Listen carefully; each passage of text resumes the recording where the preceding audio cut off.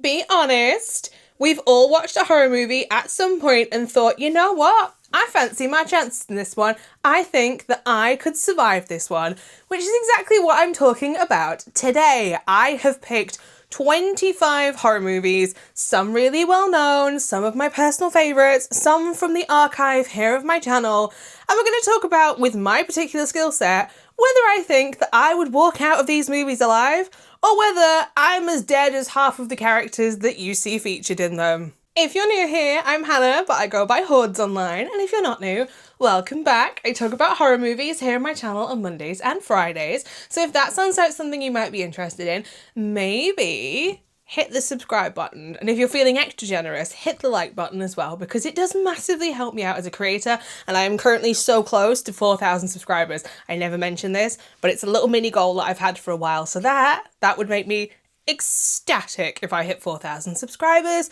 So, without further ado, let's talk about 25 movies that I do or do not fancy my chances of survival in. Okay, let's go. We're going to kick things off with a classic, and that is, do I think that I could survive Nightmare on Elm Street? The situation, I'm a teenager, I'm on Elm Street.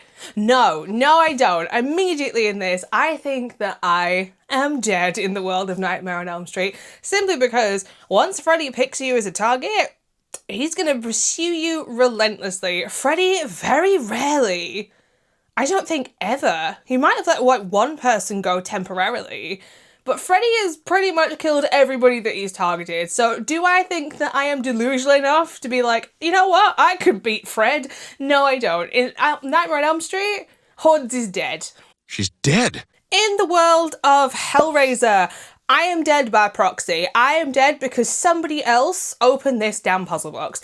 Me as a person isn't particularly nosy. Like, if it's none of my business, it's none of my business. So I am not about to open the damn puzzle box myself and summon the Cenobites. But there are enough nosy people out there who are in my proximity, but not in my house exactly, that I know would open this damn puzzle box and doom the rest of us to be killed by Cenobites. So, in the world of Hellraiser, like, your girl is dead. Your girl is dead. She's got, like, chains and fish hooks coming out of her face somewhere. Like, I am dead. Hopefully by the hands of Pinhead, because at least I can say I was beaten by the Hell Priest. Like, I'll also take Butterball, especially in the second one when he breathes fire. Hell no! In the world of Saw, I think I'm sitting pretty. Like, I'm alive in the world of Saw, and like, I'll explain. Like, some people will be like, like hell would you survive the world of Saw? But hear me out. I don't think that I'm a victim for John. Like, I'm not living my life in a way that is, like, wasteful. I'm not ruining lives for other people. I'm not part of a conglomerate company that is ruining people's lives, talking about Saw 6 specifically here. I think in the world of Saw, I'm sitting pretty. And I even had a word with my mom about this one, and she was like, child, I think we just need to put this out there.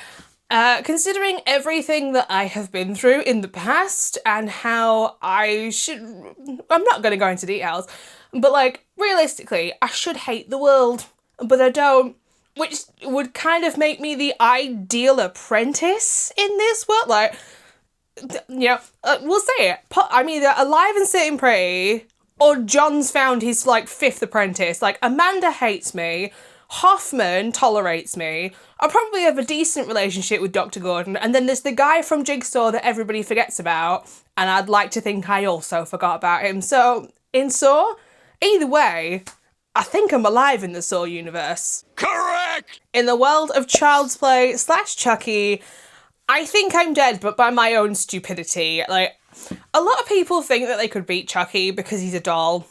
And I beg to differ on that, because while he is a doll, he's technically still got the strength of a human, like a full-size human, and if he gets the jump on you, you are dead. But I'm the sort of person that would like to think that I could possibly get this little guy on side, because I wouldn't mind helping him out a bit. I've got a few people in my life that I wouldn't mind seeing disappear, and I think we'd all say the same about this. But I think what would actually end up happening is I would probably end up working with Chucky and at the very last minute get absolutely screwed over by him. And I can't say that I'm mad at that. Like, this is my son at the end of the day. If you're new to my channel, yes, this is my son. In Chucky, I think I'm dead. But I'm not mad at why I think I'm dead. Stop it. Get some help. In the world of 28 Days, I want to be dead. Like, I don't want to be alive in this world because those sprinter, anything that moves that quickly, unless you are in peak physical shape, you're not surviving in this world. And would you want to survive in this world? Like, absolutely not. There are other zombie apocalypses that I can think of where I'm like, I fancy my chances in this. It's not quite as bad as the others. 28 Days, if this outbreak happened, I would be like, oh, end it now, voluntarily. I'm calling it quits. Like, 28 Days, I'm out. Bye, have a beautiful time. In the world of Ringu/The Ring, particularly the Japanese version I'm talking about here with Sadako rather than Samara, I am dead. Like, I am well and truly dead. I'm a 90s baby. In fact, I was born in 1991. You know what us 90s millennials and anybody born before like 2000 love? VHS tapes. We all loved a VHS. We love the nostalgia that's linked to the VHS tapes. Of course, in this world, I would have accidentally watched this damn cursed videotape. Like, I am dead because my girlie crawled through the TV and absolutely took me out because, hands up, who would have accidentally watched the VHS tape because nostalgia reasons? And how many of us have VHS tapes that kind of look like that because we recorded stuff off the TV? Yeah, what's up? We'll stick in the world of Japanese horror for a minute and we'll talk about the world of The Grudge.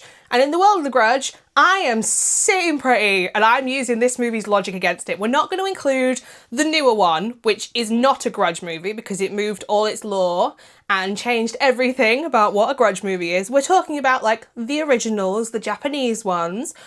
I'm sitting pretty in this. Why? Because can I afford my own house? Absolutely not. Can I afford a house in Japan?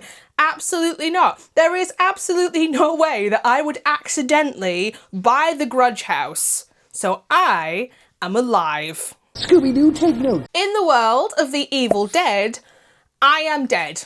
And this is a similar scenario as to the Hellraiser franchise. I am dead because someone else read the Necronomicon. Somebody else released the curse and turned us all into deadites.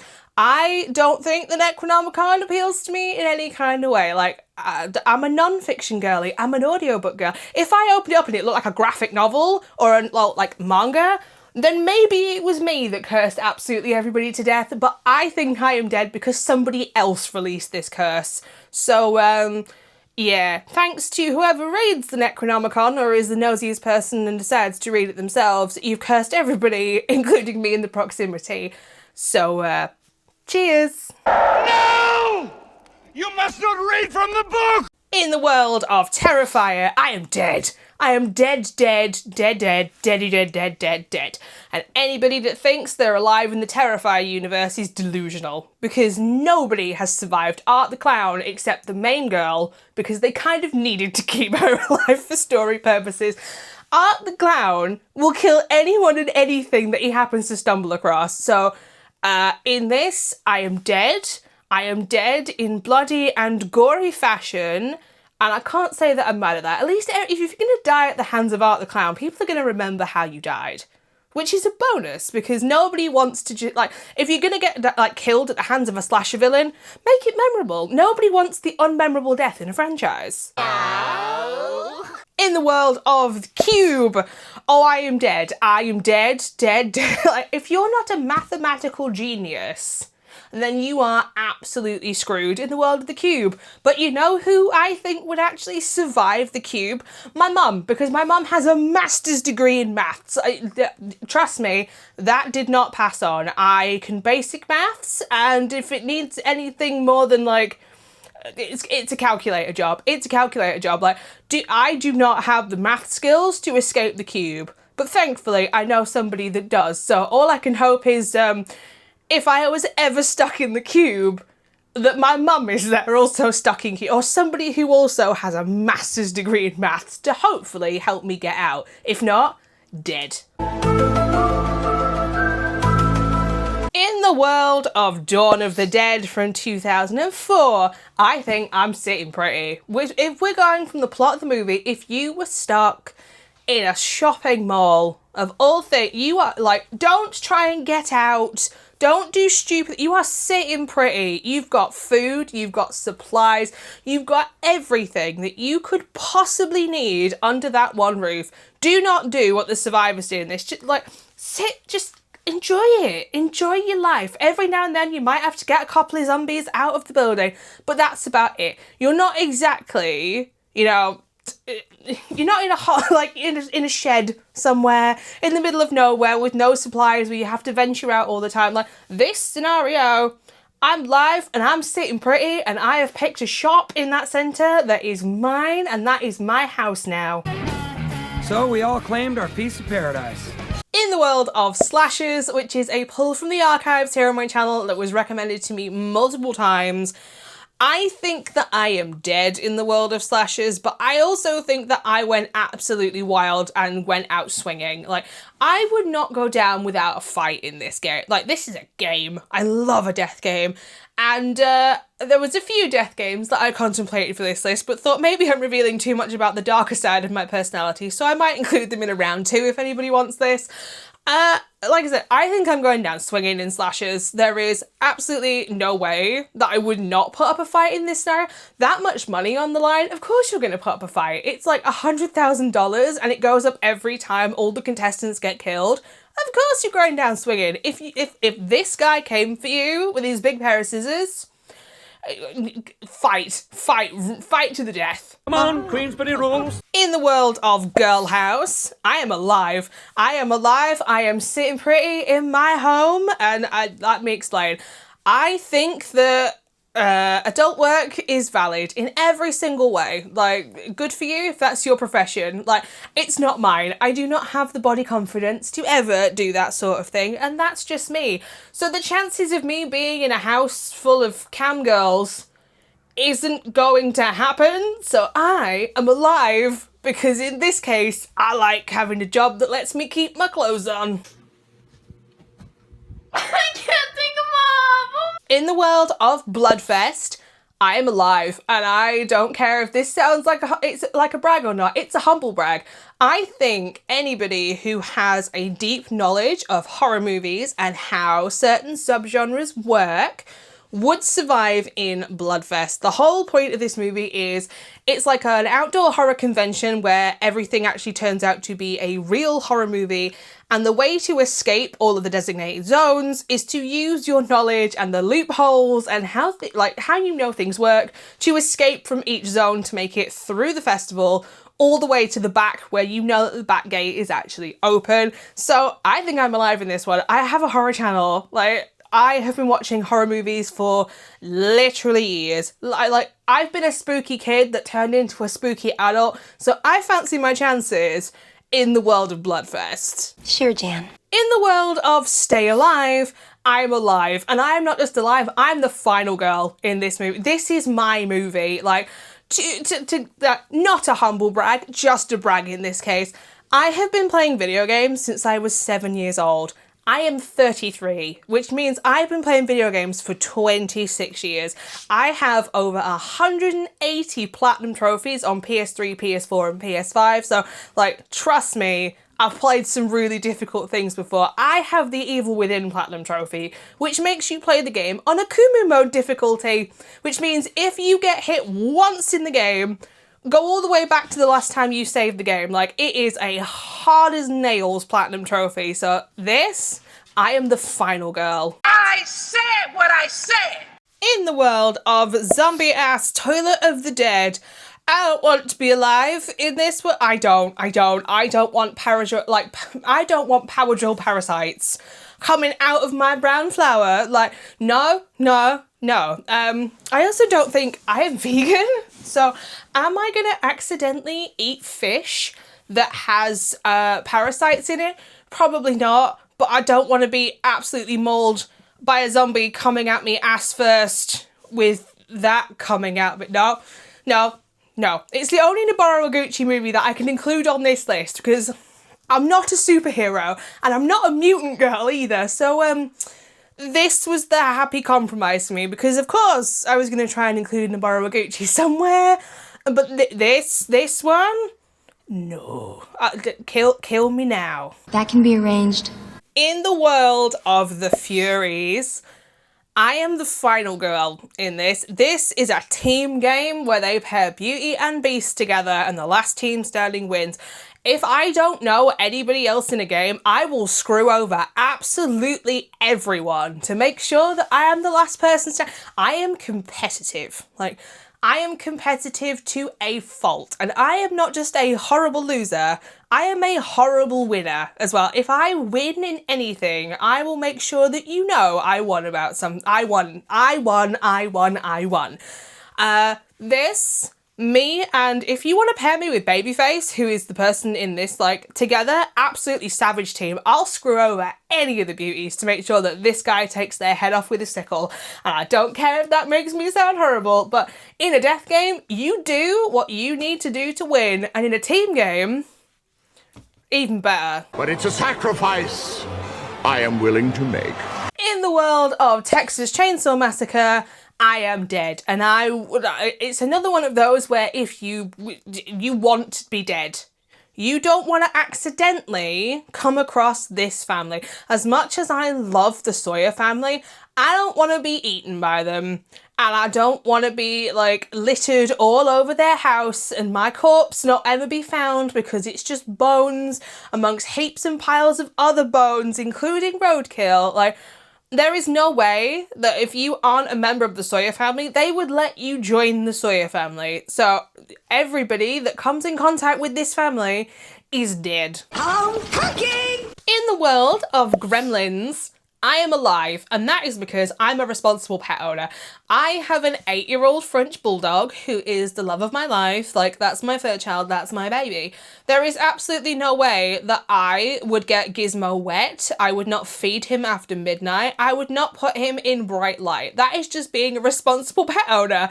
And I think anybody would say the same. If you are a good and responsible pet owner, in the world of Gremlins, you're alive. Anybody who is a bad pet owner, you are dead. You have unleashed Stripe and the rest of the Gremlins on the entire world. Like, that's the sort of people who get other people killed in horror movies. But me personally, me and a Mogwai, we good. So Peppy, I'm gonna die! In the world of Trailer Park of Terror, I think I'm dead. Possibly. Hear me out on this one.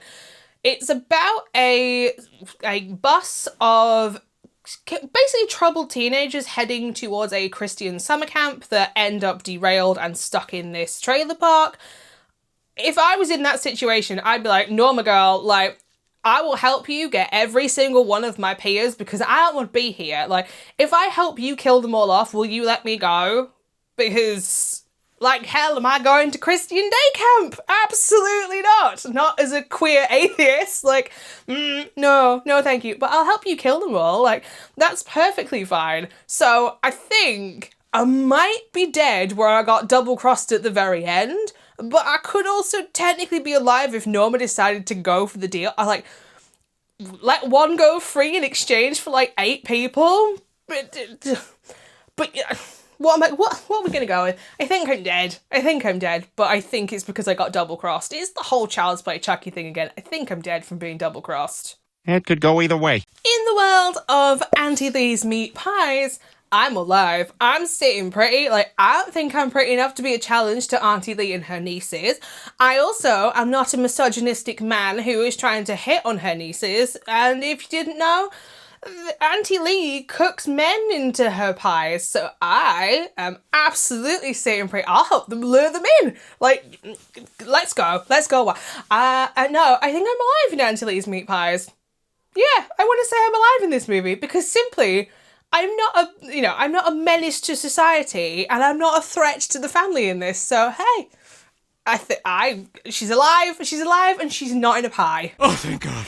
In the world of Dinosaur Hotel, which is another deep pull from the archives here on my channel, I think I'm alive. I also think everybody else who plays this stupid game should also be alive, because if you get killed by these horrendous CGI dinosaurs, that's on you, Ghoulie Pop. Like, that is nobody else's business but your own. The people who play the game of this in the first movie are stupid beyond belief. Like, all you've got to do is stay alive overnight in the Dinosaur Hotel. You know what the dinosaurs are until you let them in? Outside. Outside. Don't let them in. And that's how you win. Spared no expense. Spectacular. Really spectacular. Spared no expense. In the world of Winnie the Pooh, Blood and Honey, I am alive. And let me tell you why. Because in the world of Blood and Honey, it's set in the UK. I am also here in the UK. You know where I am not in the UK? In the southeast. I am not down where Winnie the Pooh Blood and Honey takes place in Ashdown Forest. So this thing is no business of mine. It's not a problem for me. You know, I'm fine. I'm alive. I'm alive. I am alive. Thank you for letting me live in the north, because this thing, if you lived in the southeast and this thing decided to pick a fight with you because you went camping in its forest, yeah, I don't fancy your chances. But I'm alive. You're tacky and I hate you. In the world of Zom 100, Bucket List of the Dead, I want to be alive in this zombie apocalypse. This is a zombie apocalypse that I can absolutely get behind. Our main character decides when the apocalypse breaks out that he's going to tick everything off of his bucket list, which to me sounds like an actual blast. Like, wouldn't you want to do that when there's like no queues at things? You can get anything that you want because people suddenly aren't fighting for it in queues. Like, I love this idea, and it's something that I think I would absolutely do if the apocalypse broke out. There's certain things that I've never been able to do, and all of a sudden, if I had access to them, of course I would do them. I want to be alive in this zombie apocalypse because this is a fun zombie apocalypse to be in.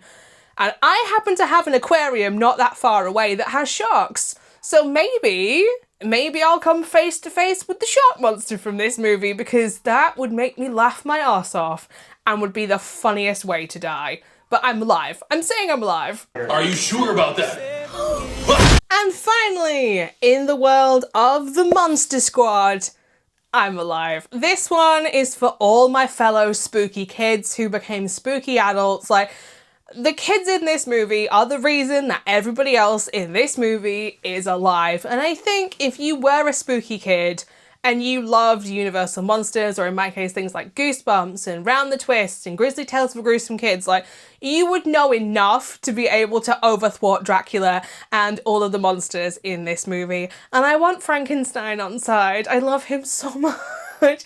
But I think in the world of Monster Squad, like, Mini-Me absolutely would have had this handled. So, good job to little me, I guess. I'm the baby, gotta love me. And I'm going to quickly throw in a bonus entry, and that is, in the world of the Train to Busan, everybody's dead. And just like in the world of Terrifier, if you think that you could survive the Train to Busan, you are delusional. I want to know what brand of Delulu lemonade that you've been drinking if you think that you can live in this world.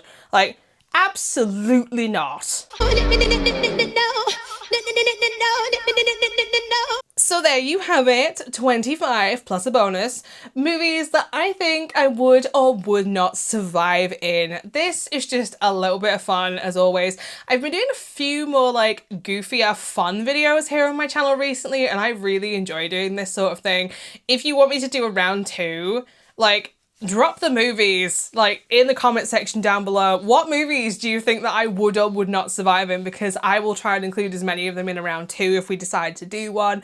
So, all I can say is thank you for watching. If you would like to know where else you can find me, I am also over on Instagram and Letterboxd at HordesOfHorror, where I post every single horror movie that I watch, not just the ones that I talk about here on YouTube. But speaking of YouTube, I'll be back on Monday with another recommendations list. I've been doing a little mini-series here on my channel for the past few months that are leading up to October, where hopefully you'll have a bunch of movies that you want to go out and watch. So it is finally time for 8 horror movies that I think you should watch on Tubi. So it's time for another free streaming service. So until next time, bye. A special thank you though to my regenerators here within the Horde for their support over on Patreon.